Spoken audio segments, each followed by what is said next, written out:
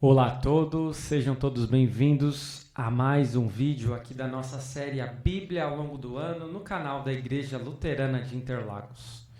Você está convidado a dar prosseguimento a este nosso projeto, hoje com o dia 24 de março, em que nós queremos trazer mais 4 capítulos do livro de Juízes, Juízes 9 a 12.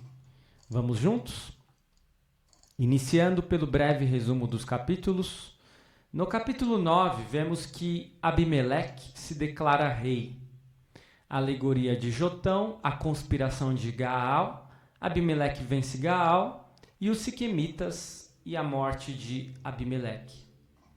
Gideão, que tinha alguma justificativa para aceitar a autoridade real, não quis saber do assunto. Abimeleque, um brutal e ambicioso filho de Gideão, não manifestou os mesmos escrúpulos. Mas Abimeleque, diferentemente de seu pai, não era um escolhido de Deus. E o autor de Juízes percebe claramente os perigos da liderança hereditária, em forma de dinastia. Deus e a justiça têm a última palavra, mesmo se apresentada na forma de pagamento na mesma moeda. Portanto, Abimeleque não deveria ser rei segundo Deus, e por isso o seu reinado não irá durar. No capítulo 10, temos o relato sobre Tolá e Jair e a servidão sobre os filisteus e os amonitas. Tolá e Jair não foram líderes militares. Tolá julgou ou foi líder de Israel durante 23 anos.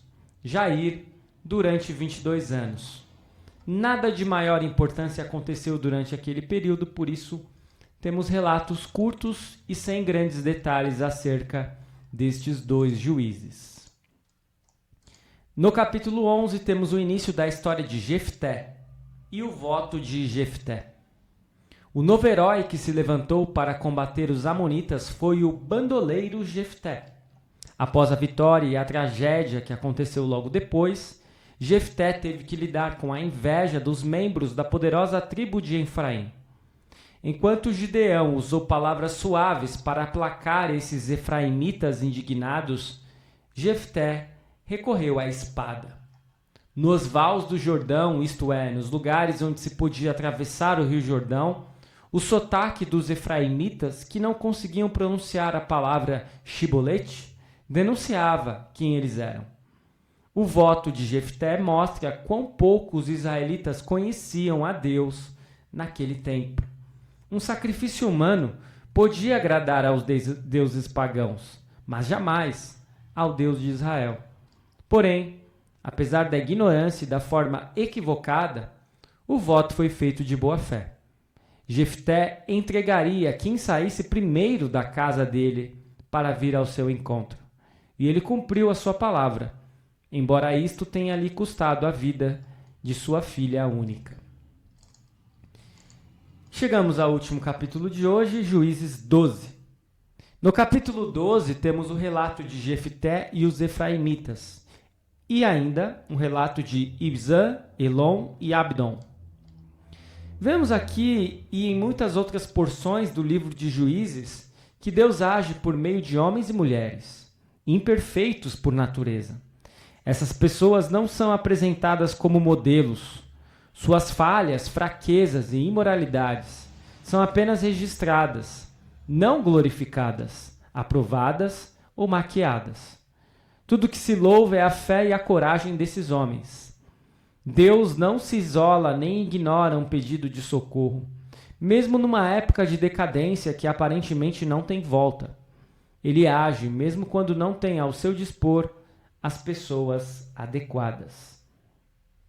Sobre Ibzan, Elon e Abdon, 2 destes juízes ficaram conhecidos por causa de suas famílias, não havendo nada além disso que fosse digno de registro. Eles servem como interlúdio antes da grande história seguinte, que não será alvo do nosso estudo de hoje. Chegamos à segunda parte, com as questões e dúvidas que podem surgir. Temos 10 questões, iniciando pela primeira. Quem foi Abimeleque? Ele trouxe mais benefícios ou malefícios para Israel? Abimeleque foi um rei de Siquém, filho de Gideão, através de uma concubina. Essa relação envolveu um casamento matrilinear, segundo o qual a esposa vive na casa de seus pais e os filhos ficam pertencendo ao clã materno. Quando Gideão morreu, este homem quis tornar-se rei, primeiramente através dos chefes de seu clã e depois por aclamação popular. Para consolidar sua autoridade, mandou matar os 70 filhos de seu pai. Apenas Jotão, entre os filhos de seu pai, sobreviveu ao massacre. Este postou-se no Monte Gerizim, com os seus seguidores armados, e pronunciou sua famosa fábula de rei espinheiro, que não possuía capacidade para governar. E esta fábula também predizia a destruição de Abimeleque e de seus súditos. Abimeleque destruiu a cidade de Siquém após uma revolta de Gaal, e foi atingido por uma pedra de moinho, semelhante a esta da imagem, atirada por uma mulher que quebrou a cabeça do mesmo. Após isso, Abimeleque pediu ao rapaz que segurava suas armas para o matar, a fim de não parecer que tinha sido morto por uma mulher. Esse relato vai estar lá em Juízes 9, 50 a 54. Abimeleque, portanto, foi um juiz mau que desejava apenas o poder e matou muitos apenas para conseguir isso. Questão 2. Tolá é homem ou mulher? Por quantos anos Tolá julgou Israel? Tolá era um homem e julgou Israel por cerca de 23 anos. Questão 3. Quantos filhos tinha o juiz Jair? Jair teve 30 filhos. Questão 4. Qual era a profissão da mãe do juiz Jefté? A mãe do juiz Jefté era uma prostituta, a mais antiga profissão do mundo, como se diz. E é interessante como muitas vezes essa profissão vai aparecer na Bíblia e nem sempre aparecerá de uma forma desonrosa, digamos assim. Portanto, um grande juiz de Israel, um dos maiores, era filho de uma prostituta. Questão 5. Como foi o acordo para Jefté se tornar juiz de Israel? Temos a resposta em Juízes 11, versículos 1 a 10, onde nós lemos. Jefté, o gileadita, era homem valente, porém filho de uma prostituta. O pai dele se chamava Gileade. Gileade também teve filhos da sua esposa. Esses filhos cresceram e expulsaram Jefté, dizendo: você não herdará nada na casa de nosso pai, porque é filho de outra mulher. Então Jefté fugiu da presença de seus irmãos e foi morar na terra de Tobi. Ali, alguns homens sem valor se juntaram a ele e o seguiam. Passado algum tempo, os filhos de Amon entraram em guerra contra Israel. Quando os filhos de Amon atacaram, os anciãos de Gileade foram buscar Jefté na terra de Tobi e disseram a Jefté: venha ser o nosso chefe para podermos lutar contra os filhos de Amon. Porém, Jefté disse aos anciãos de Gileade: vocês não são aqueles que me odiaram e me expulsaram da casa de meu pai? Por que vêm a mim agora quando estão em aperto? Os anciãos de Gileade responderam a Jefté: é por isso que agora estamos voltando a você. Venha conosco e lute contra os filhos de Amon. Seja o nosso chefe sobre todos os moradores de Gileade. Então Jefté perguntou aos anciãos de Gileade: se vocês me fizerem voltar para combater os filhos de Amon e o Senhor os entregar nas minhas mãos, então eu serei o chefe de vocês? Os anciãos de Gileade responderam: o Senhor é nossa testemunha, de que faremos, como você diz. E é dessa forma que Jefté vai se tornar um juiz em Israel, pois ele vai guerrear contra os amonitas e, por isso, os israelitas terão que cumprir o acordo que fizeram com ele anteriormente. Questão 6. No que consistiu o voto de Jefté? Podemos ainda hoje fazer votos a Deus? Este é um dos relatos mais tristes do livro de Juízes. temos a resposta dos versículos 30 a 40, onde nós lemos. Jefté fez um voto ao Senhor, dizendo: se de fato entregares os filhos de Amon nas minhas mãos, quem primeiro sair da porta da minha casa para se encontrar comigo, quando eu voltar vitorioso sobre os filhos de Amon, esse será do Senhor, e eu o oferecerei em holocausto. Assim Jefté foi de encontro aos filhos de Amon, para lutar contra eles, e o Senhor os entregou nas mãos de Jefté.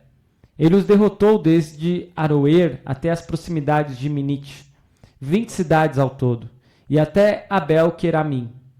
Foi uma grande derrota para os filhos de Amon, que assim foram subjugados pelos filhos de Israel. Quando Jefté voltou para sua casa em Mispa, a filha saiu ao seu encontro, tocando tamborim e dançando.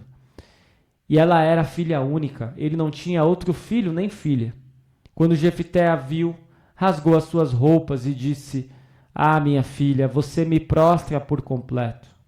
Você passou a ser a causa da minha ruína. Por que fiz um voto ao Senhor e não posso voltar atrás? E ela lhe disse: meu pai, você fez um voto ao Senhor? Faça comigo o segundo voto que fez, agora que o Senhor o vingou dos seus inimigos, os filhos de Amon. E ela disse mais ao seu pai: que me seja concedido isto. Deixa-me por 2 meses para que eu vá e desça pelos montes e chore a minha virgindade, eu e as minhas companheiras. E o pai consentiu, dizendo: vá. Deixou-a ir por 2 meses. Então ela se foi com as suas companheiras e chorou a sua virgindade pelos montes. Ao fim dos 2 meses, ela voltou para seu pai, que lhe fez segundo o voto que tinha feito. Assim, ela nunca teve relações com homem algum, e daqui veio o costume em Israel de as filhas de Israel saírem por 4 dias todos os anos a chorar pela filha de Jefté, o gileadita. Portanto, Jefté fez um voto e teve que cumprir esse voto. Ele disse que se vencesse a batalha contra os amonitas, ele de fato iria entregar a primeira pessoa que aparecesse quando ele retornasse como sacrifício a Deus. E perceba, Deus jamais exigiu isso de Jefté, mas ele mesmo se colocou em uma situação muito ruim. Por isso é bom que hoje nós evitemos esse tipo de voto. Questão 7. Qual foi o problema do voto de Jefté? O problema do voto de Jefté foi prometer algo que Deus nunca exigiu e se assemelhar aos adoradores cananeus.